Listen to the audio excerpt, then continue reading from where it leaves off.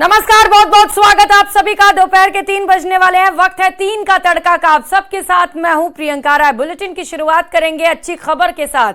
मोदी सरकार ने सरकारी कर्मचारियों को बड़ा तोहफा देते हुए यूपीएस यानी कि यूनिफाइड पेंशन स्कीम का तोहफा दिया है।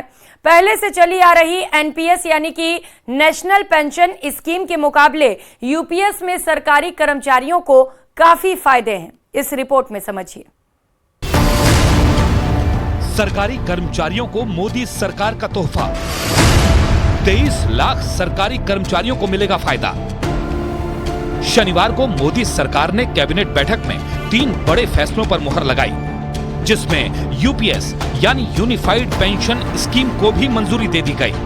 इससे पहले एनपीएस में बदलाव की मांग पर डॉक्टर सोमनाथ कमेटी ने अपनी रिपोर्ट दी थी और सरकार ने कर्मचारियों की मांग को ध्यान में रखते हुए एनपीएस में बदलाव का फैसला किया। देश भर में सरकारी कर्मचारियों की तरफ से हमेशा मांग आती रही कि जो एनपीएस स्कीम है उसमें सुधार किए जाए।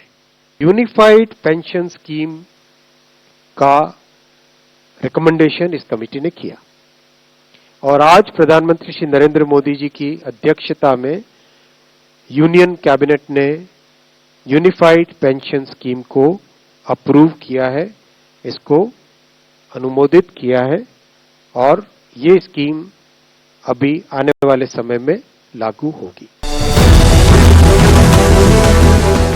यूनिफाइड पेंशन स्कीम में 5 बड़े पॉइंट हैं, जिनमें पहला निश्चित पेंशन, दूसरी निश्चित पारिवारिक पेंशन, तीसरा न्यूनतम पेंशन का प्रावधान, चौथा महंगाई का समायोजन और 5वां ग्रेजुएटी शामिल है।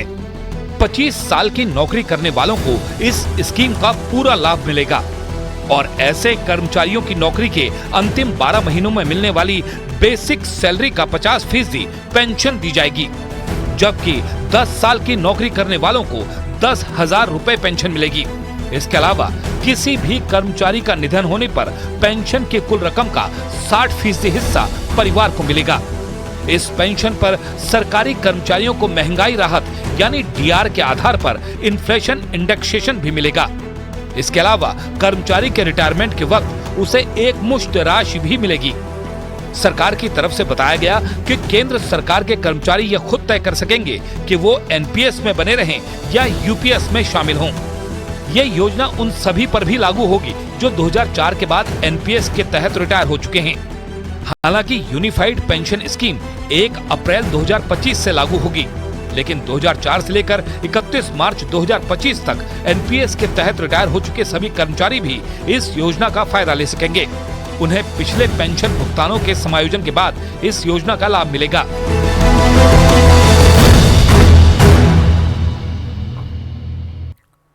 खबरों में आगे बढ़ेंगे। एक्टर कंगना रनौत की फिल्म इमरजेंसी रिलीज से पहले ही विवादों में घिर गई। हाल ही में इस फिल्म का ट्रेलर रिलीज हुआ। ट्रेलर रिलीज के बाद पंजाब में फिल्म के खिलाफ विरोध शुरू हो गया। आरोप है कि इस फिल्म के जरिए सिख समुदाय को बदनाम करने की साजिश की जा रही है। इस रिपोर्ट में समझिए।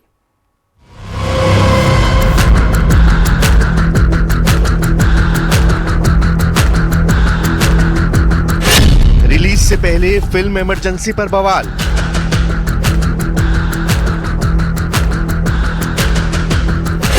कंगना रनौत की फिल्म पर बैन लगाने की मांग। फिल्म में सिखों को बदनाम करने का आरोप। हमेशा विवादों में रहने वाली एक्टर कंगना रनौत एक बार फिर सुर्खियों में है। इस बार उनकी फिल्म इमरजेंसी को लेकर पंजाब में बवाल मचा हुआ है। कंगना रनौत की फिल्म इमरजेंसी के दौर पर आधारित है। हाल ही में फिल्म का ट्रेलर रिलीज हुआ और इस फिल्म में कंगना रनौत पूर्व प्रधानमंत्री इंदिरा गांधी का किरदार निभा रही हैं। लेकिन ट्रेलर रिलीज के बाद सिखों की सबसे बड़ी संस्था अकाल तख्त और शिरोमणि गुरुद्वारा प्रबंधक कमेटी के साथ फरीदकोट से निर्दलीय सांसद सरबजीत सिंह खालसा इसके विरोध में अपनी आवाज बुलंद करने लगे हैं। इनका आरोप है कि फिल्म में सिखों को गलत तरीके से पेश किया गया है, जिससे सिख समुदाय के लोग आहत हैं। ਖਿਆਈ ਦੇ ਵਿੱਚ ਦਿਖਾਇਆ ਹੈ ਕਿ ਭਿੰਡਰਾਂ ਵਾਲਿਆਂ ਦਾ ਕਰੈਕਟਰ ਅਦਾ ਕਰ ਰਿਹਾ ਹੈ ਜਿਹੜਾ ਬੰਦਾ, ਉਹਦੇ ਵਿੱਚ ਦਿਖਾਇਆ ਕਿ ਉਹ ਡਿਮਾਂਡ ਕਰ ਰਿਹਾ ਹੈ ਕਿ ਸਾਨੂੰ ਖਾਲਿਸਤਾਨ ਚਾਹੀਦਾ ਹੈ ਤੇ ਇਹਦੇ ਵਿੱਚ ਨਾ ਜਿਹੜੀ ਗੱਲ ਹੈ ਵੀ ਜਿਹੜੇ ਇਹ ਬੜਾ ਹੈਰਾਨ ਹੋਣਗੇ ਵੀ ਨੇ ਕਦੇ ਖਾਲਿਸਤਾਨ ਦੀ ਮੰਗ ਹੀ नहीं सी ਕੀਤੀ ਉਹਨਾਂ ਨੇ ਤਾਂ ਕਦੇ ਮੰਗਿਆ ही नहीं खालिस्तान। फिल्म इमरजेंसी में वर्ष 1980 के दशक में पंजाब में आतंकवाद के दौर को भी दिखाया गया है। आरोप है कि फिल्म में खालिस्तान के नाम पर कुछ किरदारों का गलत चित्रण किया गया है। फिल्म की रिलीज रोकने के लिए केंद्र सरकार को एक पत्र भी लिखा गया है। दावा है कि फिल्म में सिखों की छवि को तोड़ मड़ोड़ कर पेश किया गया है। इससे देश का माहौल भी बिगड़ सकता है। फिल्म के ट्रेलर में दिखाए गए दृश्यों पर आपत्ति जताई गई है। बारे में एक ट्रेलर जारी किया गया जिहड़ा कि बड़ा विवादपूर्ण है। असी इस गल लई सहमत हाँ कि इतिहास का फिल्मांकन होना चाहिए, सही तत्थ जिहड़े आ सामने आने चाहिए, पर्दे ते आने चाहिए, पर उहदे विच जो सिखां नूं एक नफरत का पात्र बनाया गया, सिखां नूं बेखौफ ते एक निर्दयी जालम बना के लोगों को मारन वाला दिखाया गया। सो ट्रेलर के अंदर जो कुछ दिखाई दे रहा वो बहुत माड़ा, तो सिखां दे मनां विच इस गल लई काफ़ी रोस है कि ये जिहड़ी ये चीज़ दिखाई जा रही है इहदे विच सिख करैक्टर नूं जिहड़ा कि बदनाम करने की कोशिश है। असीं इस दा डटवा विरोध करते हैं। फिल्म इमरजेंसी पर बढ़ते विवाद से पंजाब बीजेपी के नेताओं के लिए भी असमंजस की स्थिति बन गई है। पंजाब बीजेपी के नेता भी कह रहे हैं कि इस तरह की फिल्में धार्मिक कमेटी से मंजूरी के बाद ही बनानी चाहिए। अज वो कंगना रनौत की फिल्म के बारे च कुछ लोगों ने इतराज़ किया।